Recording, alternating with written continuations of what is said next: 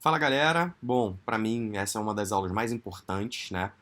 Nessa aula a gente vai relembrar alguns conceitos dados em outras aulas, em outros módulos, e sem dúvida, né, o treinamento com foco em pessoas e não só em exercícios, né? Não pensar só no exercício é o que talvez gere bastante resultado e é o que talvez faça com que, né, eu tenha tido bastante sucesso. Eu sempre falo para vocês que o grande diferencial de um bom profissional e tal é a entrega.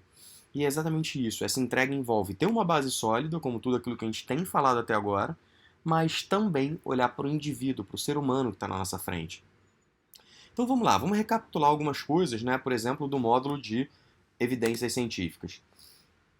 E vocês lembram, será que os resultados e conclusões dos estudos se aplicam igualmente a todas as pessoas? Por quê? Se a gente pegar um estudo como esse, que é um estudo publicado esse ano, em que ele, né, realizou um protocolo de treinamento e avaliou o que aconteceu com cada indivíduo, percebe que algumas pessoas perderam peso de maneira significativa apenas adicionando exercício às suas rotinas, enquanto outras ganharam peso ao adicionar exercício às suas rotinas, mesmo teoricamente mantendo a ingesta energética. Pô, Rafa, como isso é possível? É porque a gente não controla todos os fatores. Se você chegar para a pessoa e fala, ó, come a mesma coisa que você comeu antes, você não sabe o que vai acontecer. Você não sabe qual é o resultado que vai gerar. Então, eu sempre tenho esse cuidado assim de olhar para cada um dos meus alunos e observar se a pessoa está tendo o resultado esperado com a intervenção que eu fiz. Porque se ela não tiver, eu vou mudar. Esse é o fator principal, né, assim, de gerar uma adaptação no treinamento. É você perceber que as pessoas não vão responder igualmente a uma mesma interação. Por quê? Quando você pega um estudo científico, né, você pode pegar um gráfico como esse, que é o A, e esse gráfico A, ele pode estar assim, onde houve melhora, por exemplo, do VO2, ou onde houve melhora da massa magra, ou poderia ser o contrário, redução de massa gorda, mas você tem que observar o que aconteceu com cada um dos seus N's, né? Cada um dos seus alunos. Por quê? Quando você olha um gráfico como esse, você pode imaginar a imagem B, onde todo mundo teve uma melhora, por exemplo.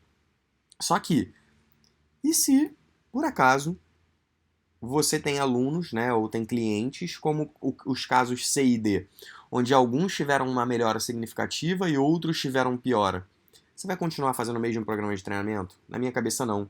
E é exatamente por isso que eu adoro esse quadrinho, né, que é um quadrinho que foi retirado aí do Iemanjá, lá do Sport Science, e o que ele coloca é a diferença entre o cientista e um treinador. Um cientista, ele busca orientações gerais, ele olha que um estudo teve uma média positiva e coloca provável efeito positivo. Só que um treinador, ele quer otimizar as estratégias para cada um dos indivíduos. Então a conclusão do treinador num mesmo estudo é: observei respostas diferentes, vou usar apenas com atletas A e B, mas não com atletas C e D. Com eles eu vou tentar talvez outras estratégias. Não é que isso seja contraditório, mas é diferente, né? Não é a mesma coisa. E isso, essa linha de raciocínio, esse pensamento, é o que eu tenho levado lá para alunos trainers, com todos os meus professores, com todos os alunos que fazem o meu curso, e por aí vai, nas aulas de pós-graduação, em todo mundo. É uma ideia de você colocar o aluno em primeiro lugar, que eu passei a chamar de abordagem centrada no aluno. O que seria abordagem centrada no aluno? De maneira geral, a maior parte dos profissionais da área da saúde, né, seja nutricionista, personal, até médicos às vezes, fisioterapeuta, o cara fala o seguinte: ah, eu sou o professor, eu sou o cara que sei, eu estudei isso, você vai fazer o que eu estou mandando e pronto. Isso até pode dar certo para algumas pessoas, mas não dá certo para todo mundo. Por isso que hoje a tendência, e o que eu faço na minha vida, e eu tenho visto isso como sendo uma grande tendência, é fazer uma abordagem onde existe um contato direto, ou seja, onde existe uma combinação entre o orientador e o orientando. Por que isso é importante? Porque você vai chegar para o cara e vai falar assim, cara, isso é viável, a gente consegue seguir nesse planejamento, nessa rotina e tal.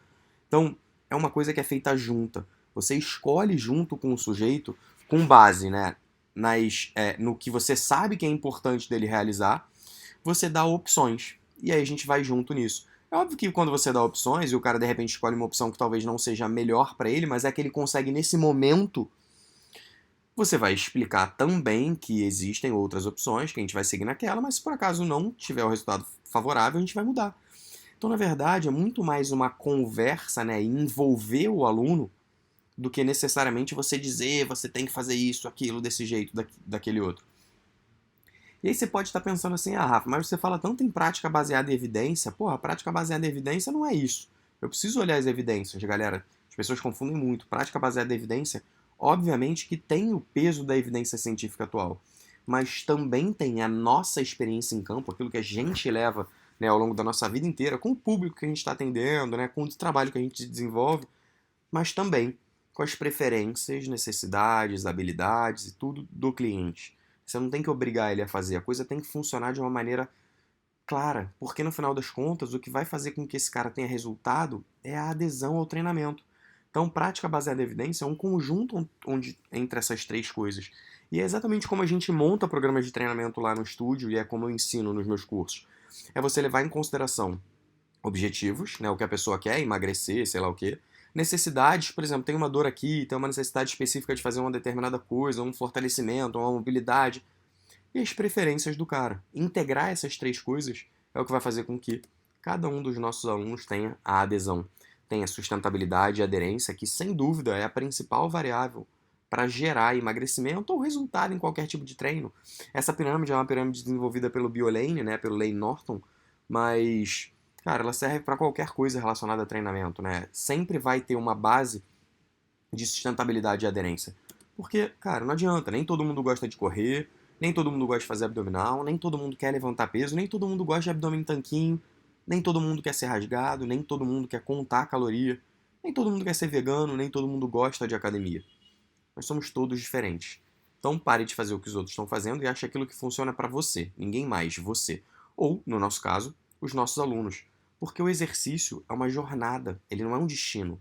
Ele tem que ser feito pelo resto da vida. A gente não envelhece porque a gente, né, porque a gente não para de se exercitar porque a gente envelhece. A gente envelhece porque a gente para de se exercitar, a gente para de se mexer.